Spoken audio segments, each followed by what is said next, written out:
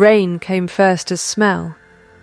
Wet wool, cold iron, and the green bite of crushed grass under 100 years of carriage wheels. Delia Hartwell walked the last 3 miles of the Rothley road with that smell in her nose, and her father's boots on her feet, a full size too large, stuffed with wool at the toe so they would not slide. She was not pretty, and she knew it, and she had made her peace with the knowing years ago. She was the kind of woman a room settled around without remembering she had entered it. Brown hair scraped back plain, hands red at the knuckle, chapped from lye and cold water, the kind of hands that had done work since she was 9 years old. She carried one bag, and in it, wrapped in a stocking so it would not clink, a small tin of smooth grey stones she had carried from her father's sick room to every place she had lived since. She did not know yet what she would use them for. She only knew she was not able to leave them behind. The house came up out of the mist the way a ship comes up out of fog, grey stone first, then windows, then the long black roofline against a sky the colour of a scraped pewter plate. Rothley Hall did not announce itself. It simply arrived, the way weather arrives, and Delia stood at the foot of the drive a moment with her bag in both hands and let it be enormous at her. She had buried her father in February. Josiah Hartwell had been a stonemason once, broad through the shoulder, until a fall from a scaffold in her 15th year had taken the use of his left leg and half his right. For 6 years she had been his legs, and, in the end, his hands. A travelling bone-setter named Old Mercer had shown her, one long autumn, how a wasted limb could sometimes be coaxed back to a little life if you were patient and did not let the sufferer see you counting. Stretch, wait, stretch again. Never call it labour. Call it something else, a game, a wager, a story. Anything that let the body forget it was being asked to do a hard thing. It had not saved her father. Nothing saves everyone. But it had given him 4 more years of walking to the window on his own 2 feet, and Delia had never once, in all that time, thought of it as a burden. She had thought of it as the only thing she was good at. Now her father was gone, her mother frail and coughing in a cottage 3 villages back, and her young brother Tom needed a place that was not underfoot at a stranger's charity. So Delia had answered a notice for an under-housemaid at Rothley Hall, walked 4 days to reach it, and stood now at the foot of the drive, with rain running down the back of her collar, telling herself this was simply work, the same as any other work, and she would not make more of it than that. The house was going to need more from her than scrubbing grates. She did not know that yet, but something in her, some old instinct trained by years of watching a ruined leg for the first flicker of feeling returning, told her the quiet of this house was not an ordinary quiet. It was the quiet of a held breath. She was let in at the servants' door by a girl no older than 14, who looked at her boots and said nothing, and brought before a woman with iron-grey hair and a ring of keys at her waist, who introduced herself as Mrs. Prentice, and looked Delia over the way a farmer looks over a horse he has already decided to buy, but wants to seem prudent about. "You'll do, Mrs." Prentice said. "You're not afraid of work. I can see that on you. Whether you're afraid of quiet, we'll find out." "I'm not afraid of quiet," Delia said. "I've kept a sick room 5 years. Something moved behind the housekeeper's eyes then, quick and gone." "Have you?" she said. It was not quite a question. She was given a narrow room under the eaves, a grey dress, a white apron, and a list of duties that began before dawn, and did not end until the candles were long since gutted elsewhere in the house. She was told, in the manner of a thing said once, and not repeated, that the young master kept to the east wing. that his nurse had left in the autumn and had not yet been replaced, that the boy was not to be troubled, and that under no circumstance was staff to go into his rooms uninvited. "Why not?" Delia asked, because she had never learned to leave a plain question unasked. Mrs. Prentice's mouth went thin, because the last two who tried it made things worse, she said. One wept over him until he could not bear the sight of her. One pinched his leg to make him move it, and was let go inside the hour, thank God, though not soon enough. His Grace does not want a third. His Grace, Delia repeated. The Duke of Rothley, said Mrs. Prentice, in the tone of a woman explaining that the sky was up. You'll not see much of him. He keeps to his own business. He was not always so shut up in himself. There was an accident 2 years back. His wife did not live past it. The boy has not walked since. Delia said nothing to that. She had learned, nursing her father, that grief in other people's houses was not hers to comment on. She only nodded, and took up her bucket, and went to begin the work she had been told to do, which was, for that first long grey day, nothing at all to do with the boy in the east wing. But the house had a way of arranging things. By the second afternoon, the girl who usually carried the coal scuttles to the nursery floor had gone down with a chill, and Mrs. Prentice, harried and short of hands, thrust a basket of clean linen at Delia and told her to leave it outside the nursery door and come straight back down, and not, under any account, to knock. Delia did not knock. She heard him before she saw him, a boy's voice, thin and furious, saying no, no, no, in the rhythm of a child who has said it so many times the word has stopped meaning anything and become only a wall. She set the basket down as she had been told. She should have gone back down the stair exactly as instructed. Instead, she stood a moment outside the half-open door, the way you stand outside any room where something is breaking, and looked in. He was perhaps 7. Fair-haired, thin-faced, propped against a great bank of pillows in a chair by the window with his legs laid out in front of him like two things that belonged to someone else. A young footman stood over him holding his ankle, trying, with visible desperation, to bend the knee, and the boy was crying without tears. The dry, furious crying of a child who has cried too much already to have any water left in it, and saying no, no, no, and the footman looked up, saw Delia in the doorway, and said, with the relief of a drowning man seeing a rope, "Might you fetch Mrs. Prentice?" Delia did not fetch Mrs. Prentice.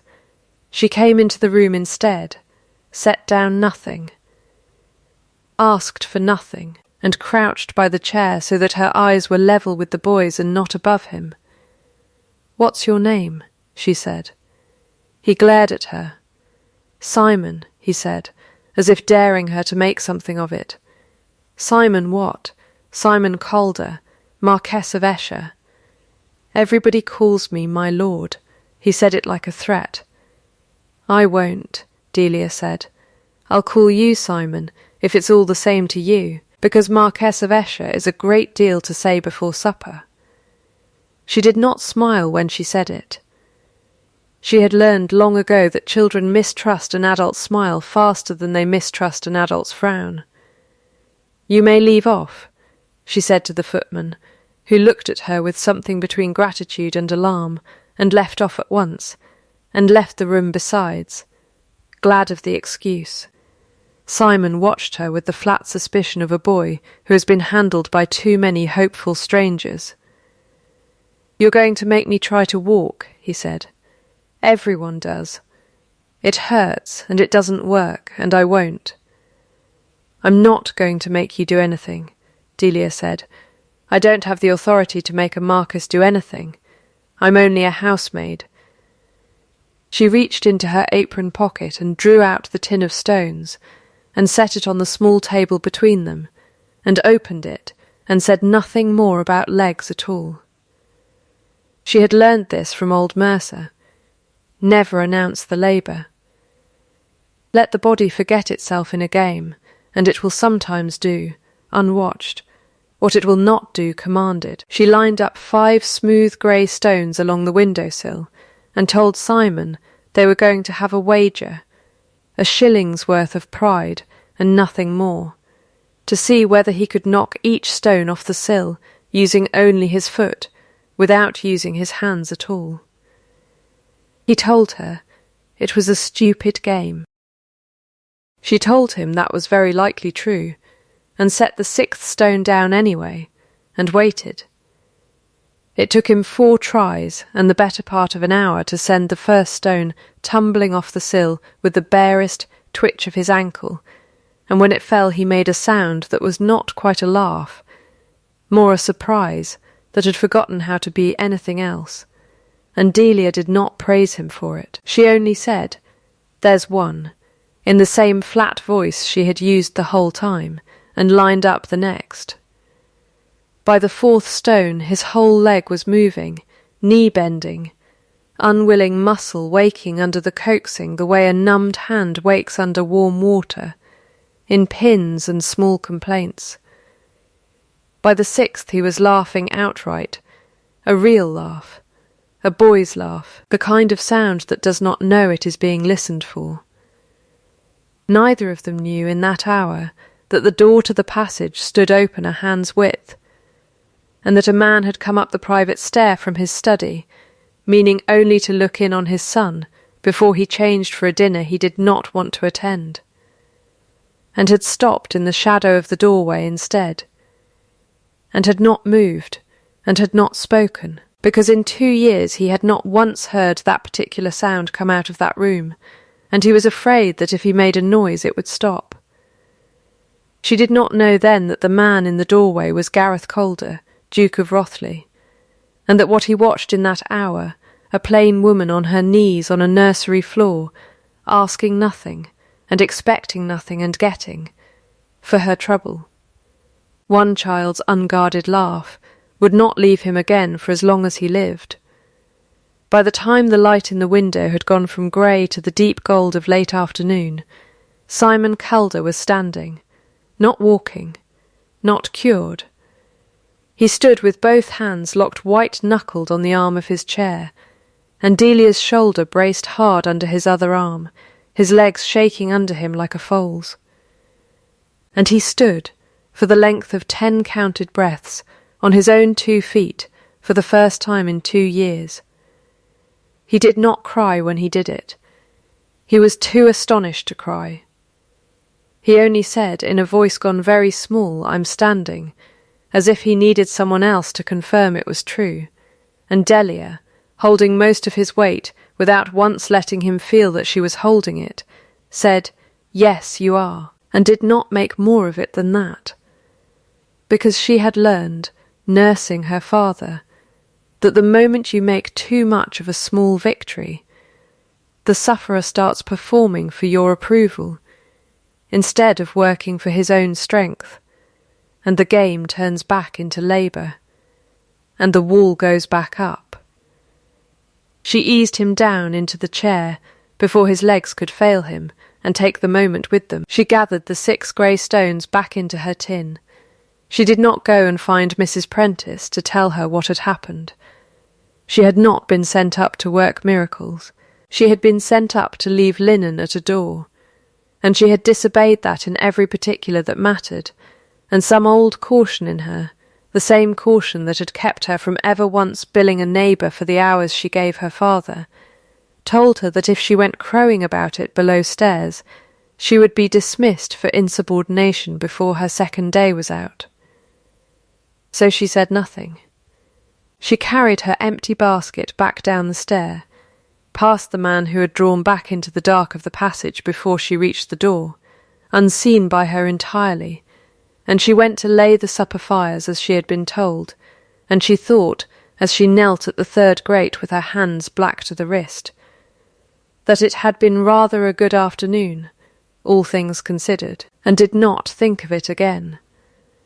She had no way of knowing that the Duke of Rothley stood a long while at his son's window after she had gone, looking down at nothing, and that when he finally went to dress for the dinner he had no wish to attend, he stopped in the passage and asked the footman, in a voice gone carefully even, who the new girl was who had been in the nursery that afternoon. The footman, who valued his position, told him everything, plainly, and left nothing out, including the part where he himself had been dismissed from the room by a housemaid not 3 days in the house. The Duke did not reprimand him for it. He only said, "Send Mrs. Prentice to me, and when the housekeeper came, he asked her a single question, low, and not one she had expected. Not what is her name, though he asked that too. What he asked first was whether the girl had asked for anything, a better room, an extra wage, credit before the staff. "No, Your Grace," said Mrs. Prentice, honestly bewildered. "She's asked for nothing at all." He was quiet a moment at that, the kind of quiet that had a weight to it, and then he said only that the new girl was not to be put back on the coal scuttles, that her afternoons were to be given over to the nursery, and that this was not to be explained to her as coming from him. "And if she asks why," said Mrs. Prentice, who had kept this man's house through the worst 2 years of his life, and had earned the right to a small dry humour about it. "Then you may tell her," the Duke said, "that it is simply how things are arranged here." And he went down to his dinner, and said very little through the whole of it, and thought, all the while, of a woman on her knees on a nursery floor, asking for nothing, refusing even to claim what she had done. Delia learned the next morning, from Mrs. Prentice, that her duties had changed. She was to give her afternoons over to the young master, at his Grace's household arrangement, and her mornings to the linen as before. She asked why, plainly, because she always asked plainly, and Mrs. Prentice, keeping her own counsel exactly as she had been bid, said only that it was simply how things were arranged. Delia did not press it. She had learned, too, in 6 years of nursing, that a gift examined too closely sometimes withdraws itself, the way a shy animal will not come to a hand held too still and too eager. She took the arrangement as she took most things given to her without explanation, with a small, wary gratitude, and went up to the nursery that afternoon with her tin of stones in her apron pocket, and did not think to wonder who, exactly, had decided that a housemaid 3 days in a great house should be trusted with the Duke's only son. She did not know then that a man 2 floors below, in a study with the shutters half drawn against a low autumn sun, had begun, without quite admitting it to himself, to arrange the smaller architecture of his days around the sound of a child laughing somewhere above his head. A sound he had all but forgotten his house was capable of making. The weeks folded into each other the way autumn folds into the first hard frost, without a seam you could point to. October went to November, on the strength of 6 grey stones moved a little farther each day, and a boy's knee learning, by inches, that it was allowed to bend. Delia never called it exercise, not once, not even in her own head. She called it the stone game, and then the stair game, when Simon was strong enough to be coaxed to the bottom step of the nursery stair and no further, and then the garden game, when the frost broke enough for her to wheel him out in his chair to the low wall by the roses and set the stones along the top of it, one by one, just out of comfortable reach, so that the reaching itself did the work his legs could not yet do alone. He never once, in all that time, called her by her Christian name in the servant's way, the diminishing way great houses had of it. He called her Hartwell, gravely, the way he had heard adults address adults, and once when she had gone 3 days absent nursing a chill of her own, he told Mrs. Prentice with enormous 7-year-old dignity that he did not care for the substitute nurse's games, because she counted his tries out loud, and counting out loud made him feel watched, and Hartwell never counted out loud. She never knew Mrs. Prentice repeated that particular remark to anyone. She would have been embarrassed to know it reached the Duke's ears at all. Embarrassed the way she was embarrassed by any attention paid to something she had only done because it needed doing. She met the Duke himself properly for the first time on a grey Tuesday in the passage outside the library, where she had gone to return a book of engravings Simon had been fond of having read to him. She did not know the tall man coming the other way, dark-coated, dark-eyed, a face that had been broken once at the bridge of the nose and set slightly crooked, was the man of the house until he stopped in front of her, and she had nowhere else to look. "You're the new girl," he said, "with my son." "Yes, your Grace." She dropped no curtsy, not out of insolence, but because her arms were full of a book and a lap rug, and there was nowhere convenient to put either down. He seemed to notice this, and did not remark on it, which she took obscurely as a kindness. "He is standing longer," the Duke said. It was not quite a question. Each week. A little. He'll walk the room by spring, I think, if he keeps at it. Not before. Anyone who tells you sooner is selling you something. Something crossed his face that was almost, not quite, the shadow of amusement. "You're very plain-spoken for a housemaid." "I was plain-spoken as a scrub-woman's daughter too, your Grace. It's not a habit I put on with the apron." He looked at her a moment longer than the exchange strictly required, the way a man looks at a door he has not yet decided whether to open. "My son does not warm to strangers," he said finally. "He has warmed to you." "Children generally know who's lying to them," Delia said. "I've never lied to him. That's the whole of my trick, your Grace. I haven't got another one." She did not know, walking away down that passage with her arms still full, that the Duke of Rothley stood a while where she had left him, turning that sentence over the way a man turns over a coin he suspects is worth more than its face. She found, over the following weeks, small things she could not account for. A pair of boots, better made than her old ones, left outside her door with no note, a brace for Simon's left leg, fitted by the village wheelwright to a design she had only ever described aloud, once to Mrs. Prentice, never in writing, never to anyone else. When she asked where the brace had come from, Mrs. Prentice said only that his Grace kept a standing account with the wheelwright for the boy's needs, and had simply had it made, and did not meet Delia's eye when she said it, and Delia, being tired and not naturally suspicious of good fortune, let it go.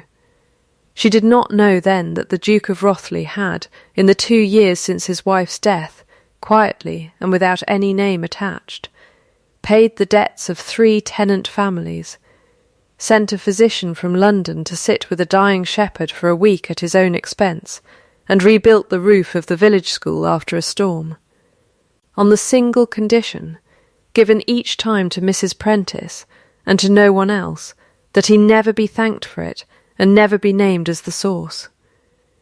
It was, Mrs. Prentice would have told anyone who asked, simply how he had always been, long before grief made him grave. He had only grown quieter about it since.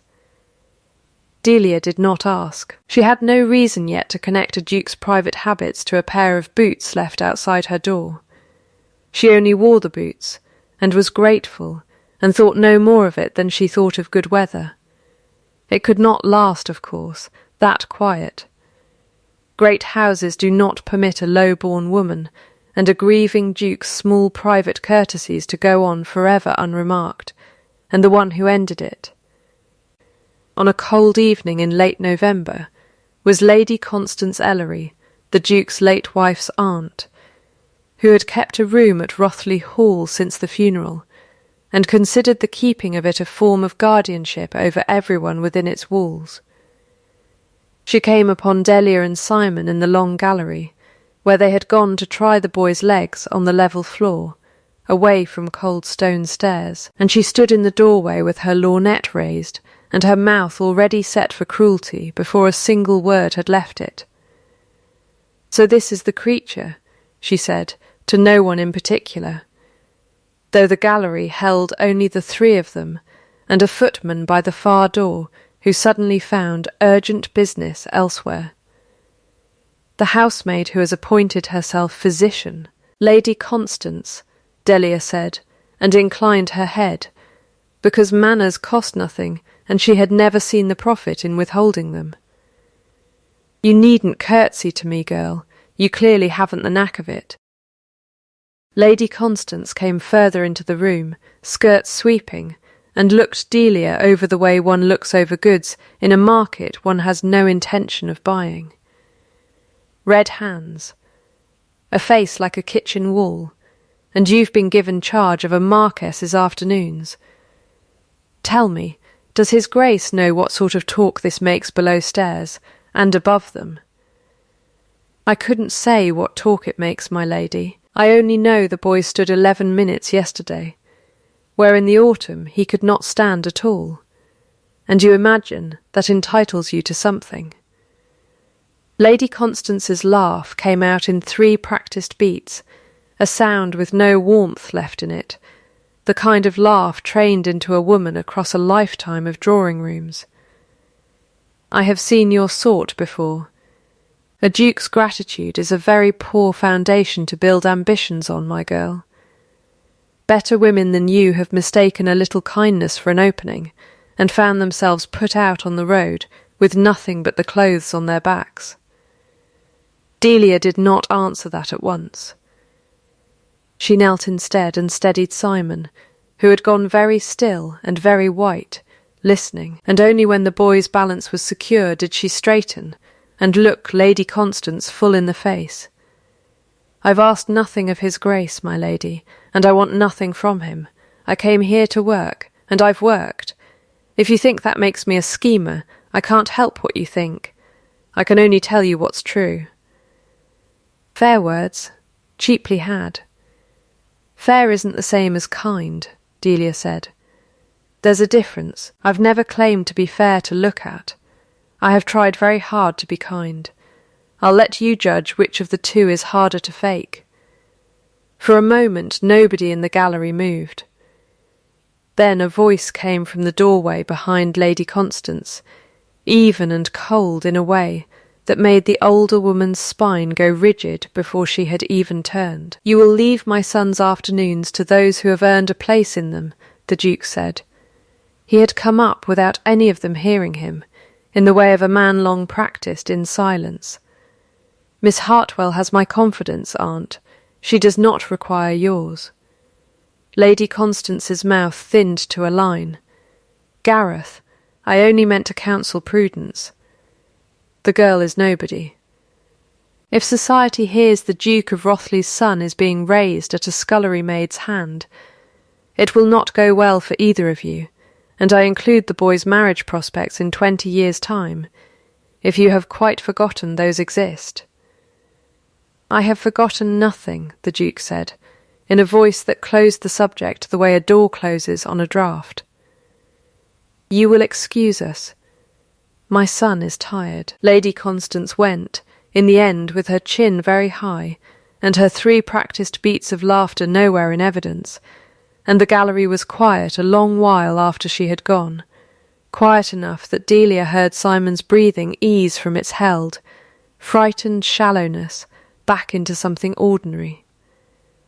"Thank you, Your Grace," she said, because it seemed owed. "Thank you," the Duke said, in almost the same breath, for not answering her the way she wanted to be answered. And they stood a moment, each having thanked the other for the opposite thing, and something passed between them that neither of them named. It did not end there. Nothing of that kind ever ends with a single scene. Lady Constance began, in the weeks that followed, to invite guests to Rothley Hall with an eye Delia was too plainly told about to mistake, chief among them a Lady Frances Doverell, handsome, well-dowered, entirely correct, who took her tea in the drawing-room each afternoon and asked, more than once and always sweetly, whether the little Marquess's nursery routines might not be better managed by someone with proper training. Delia said nothing to any of it. She had learned long ago that a woman defending her own use to a room full of her betters only proves, by the defending, that she believes she has something to lose. She went on with the stone game, and the stair game, and the garden game as the ground hardened toward December, and told herself it was not her place to mind who took tea in the drawing-room, and told herself that more often than she believed it. Then, in the second week of December, 2 things happened within 3 days of each other, and between them they very nearly undid all of it. The first was a letter from the village, in Tom's careful, ill-spelled hand, saying that their mother had taken a fever that would not break, and that the parish doctor held out little hope, and that Delia had better come if she meant to see her again breathing. The second was a conversation Delia was never meant to overhear, carried through a half-open study door on a cold stone passage, between Lady Constance and the Duke, in which Lady Constance's voice, pitched low and venomous, said the words "test her like a horse before you buy it," and the Duke's voice, low in answer, did not deny it. Delia stood in the dark of that passage, with her mother's letter still in her apron pocket, and felt something in her go very still and very cold, the way water goes still just before it freezes. She had thought, in some unexamined corner of herself, that what had grown between the nursery and the gallery, and the long careful weeks of not saying certain things aloud, had been simple. 2 people, doing right by a child, coming slowly to respect each other for it. She had not thought herself watched, tested, weighed, like stock at a fair, and found apparently worth keeping, the way one keeps a good milking cow. She did not wait to hear the rest of the sentence. She went up to her narrow room under the eaves, packed the 1 bag she had arrived with, wrote a short note to Mrs. Prentice that said only that her mother was ill and she was needed home, and left before first light, on foot, the same road she had walked in on 3 months and a lifetime ago. She told herself, walking it, that she was not running from a duke's cold calculation. She told herself she was only doing what any daughter would do for a dying mother. Both things were true. She did not let herself examine which one had made her feet move faster. She reached the village 2 days later to find her mother worse than the letter had said, burning with fever, barely lucid, and Tom half wild with fright and exhaustion, and for the better part of a week Delia did nothing but what she had always done, what she had done for her father for 6 years, and would apparently go on doing for someone until the end of her own life. She sat by a sick-bed, and cooled a brow, and counted breaths in the dark, and did not cry where it showed. She did not think of Rothley Hall. She told herself she did not think of it. She thought of the stones on the nursery window-sill, and made herself stop. On the 9th day, a rider came from the direction of the great house, not the Duke, only a groom, leading a second horse and carrying a physician's bag, and behind him, astonishingly, a London doctor in a good coat, who introduced himself as Ambrose Feld, and said he had been sent, at some expense, and no small inconvenience to himself, to attend a Mrs. Hartwell, on the standing instruction of a patron who wished, as always, to remain unnamed. Delia stood in the cottage doorway and stared at him. Sent by whom? I was not to say, madame, those were my instructions. I will tell you only that it is not the first time I have been sent on such an errand, nor, I suspect, the last." He looked at her a moment, not unkindly. "You may thank whoever you like in your prayers tonight. I could not tell you the name if you paid me twice my fee to do it." He worked through the fever for 2 days with a skill the parish doctor plainly did not possess, and on the third morning Margaret Hartwell woke clear-eyed and asked, in a thin, cracked voice, whether there was tea to be had. And Delia sat down on the edge of the bed and put both hands over her face and did not weep, because she had trained herself long ago not to weep where it showed, and felt her shoulders shake anyway, silently, for a long while.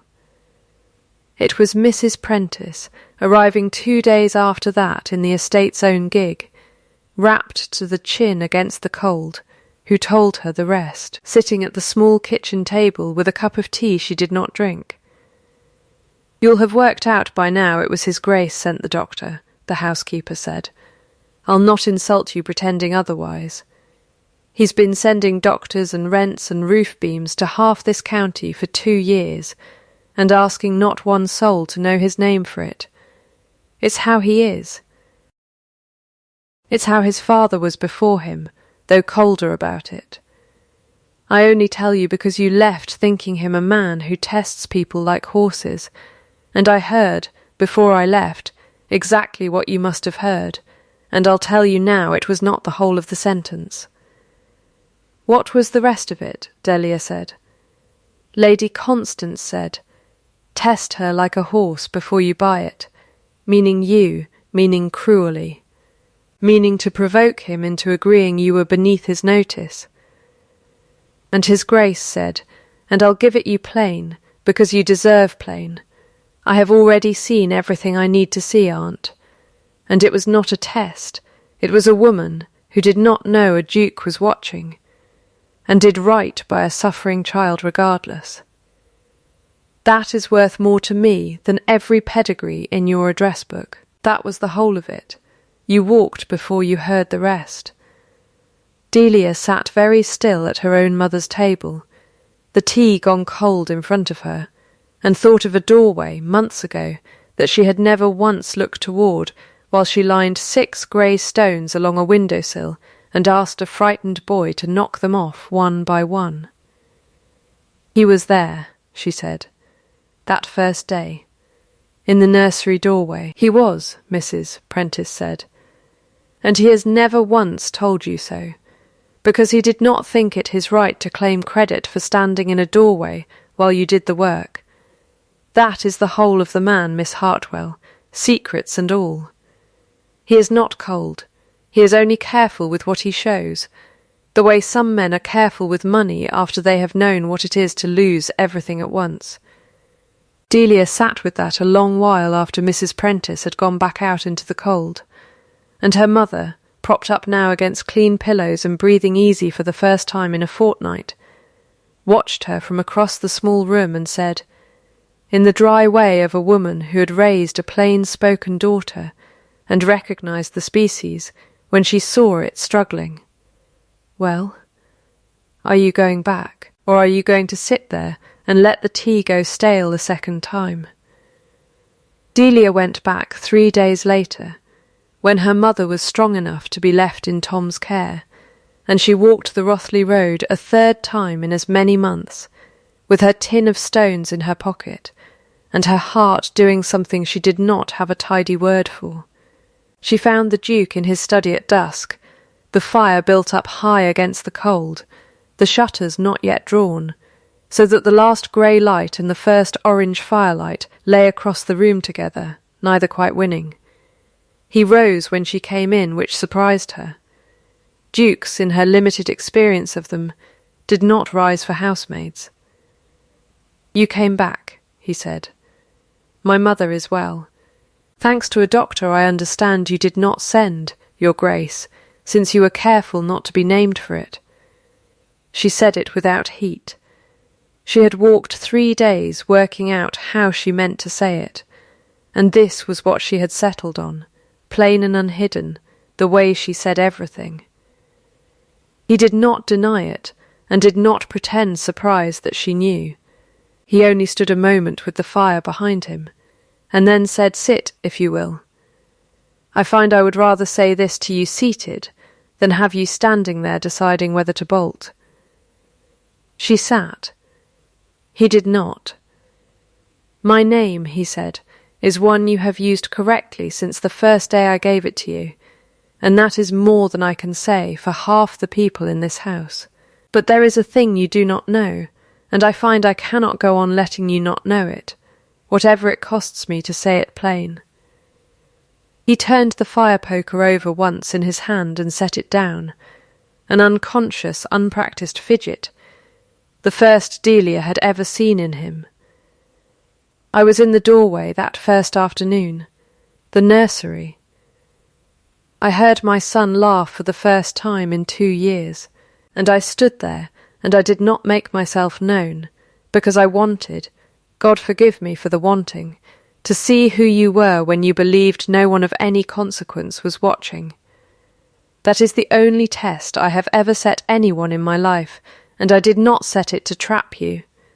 I set it because I no longer trust what people show me when they know I am the one looking. You did not know. You asked for nothing. You have gone on asking for nothing every day since, and I have gone on watching you do it, and calling it household arrangement, and telling myself that was honest, when it was only cowardice dressed as discretion. Delia sat very still. You might have told me. I might have. I did not, because once I had let it go a week without telling you the next week meant confessing I had let it go a week, and so it went on. A debt I kept meaning to pay and kept finding new reasons to put off, until you overheard the ugliest possible version of it from my aunt, in the worst possible words, and walked out of this house believing I had made a study of you, the way a buyer studies a horse's teeth. He looked at her directly then, and there was nothing careful left in his face at all. I have not been testing you, Miss Hartwell. I have been falling in love with you for 3 months, badly, silently, in a manner I am aware does no credit to either of us, and I did not know how to say so to a woman in my employ, without the saying of it becoming its own kind of pressure. So I said nothing, and sent doctors instead, and told myself that was honourable, and I see now that it was only easier. The fire popped once, and neither of them moved for the length of that small sound. "I am not asking you to answer me tonight," the Duke said. "I would not trust an answer given tonight, on the strength of a doctor's bill, and a fright, and a long walk on tired feet. I am telling you the truth because you are owed it, and because I would rather you leave this house knowing exactly what I am, and choose freely against it, than stay one more day inside a kindness you believe was pity, or worse, calculation. If you wish to go, I will write you the finest character any housekeeper in England has ever read, and I will mean every word of it. If you wish to stay only as my son's companion and nothing more, that door stays open too, and I will never raise this again. I would rather have your no, freely given, than a yes you felt cornered into giving me in a firelit room after a hard week. That is the whole of what I have to say." Delia looked at him a long while, this grave, careful, broken-nosed man who had watched her from a doorway, and said nothing for 3 months, rather than risk being the reason a poor woman felt she owed him something. "You're a strange sort of duke," she said at last. "I have been told so, usually by my aunt, and usually not as a compliment. I don't need 3 months to answer you," Delia said. "I needed 3 days to walk home, and 3 days to walk back, and I've spent every hour of all 6 of them thinking about a boy's windowsill, and a man who left boots outside my door, and never once let me thank him for it. I'm not going to pretend I need more time than that to know my own mind. I've always known my own mind. It's the one thing I've never had to borrow from anyone. Then tell me your mind," he said, very low. My mind is that I loved doing right by your son before I ever knew who his father was, and I have gone on loving it since, and somewhere in the going on, I began to love the father too, though I'd have died before I said so to anyone. Least of all to you, because I never once believed it was a thing a man like you could want from a woman like me. She stood then, because it seemed wrong to say the rest of it sitting down. I want to be spoken to plainly from here forward, your grace. No more arrangements handed down through Mrs. Prentice, with the truth left out of them. I've had enough of finding things out sideways to last me a lifetime. If you can promise me that much, you may have the rest of my answer. And I think you already know what it is.